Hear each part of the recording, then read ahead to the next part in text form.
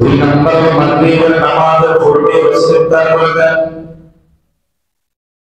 আনাস রাদিয়াল্লাহু তাআলা আনাস ইবনে মালিক قال كان رسول الله صلى الله عليه وسلم يفطر قبل أن يصلي على رطبة فإن لم تكن رطبة فطميرة فإن لم تكن طميرة حسن سواء من ماء رواه أبو داود।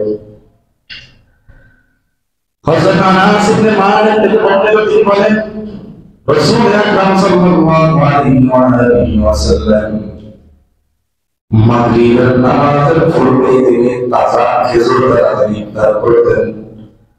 আর যদি খেজুর যদি না পেতেন তাজা খেজুর, তাহলে শুকনো খেজুর দ্বারা তিনি ইফতার করতেন।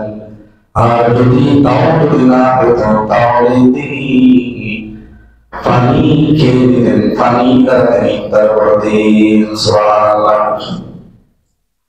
অনেকে বলে সুম্মা আতিমুস সিয়াম ইলাল লাইল, রাত পূর্ণ হওয়ার পরে তিনি ইফতার করতেন।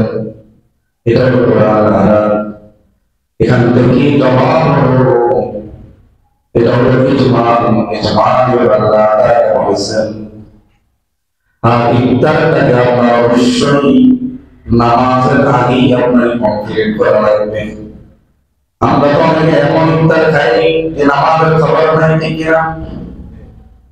নামাজের খবর নাই কিন্তু খাওয়ার ব্যাপারে সচেতন।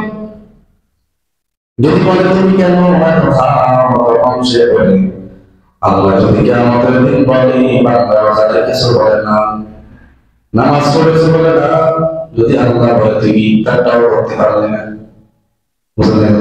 এই জন্য ভালো বলে দেয়। তাহলে নামাজের আগে ইফতার কমপ্লিট করতে হবে।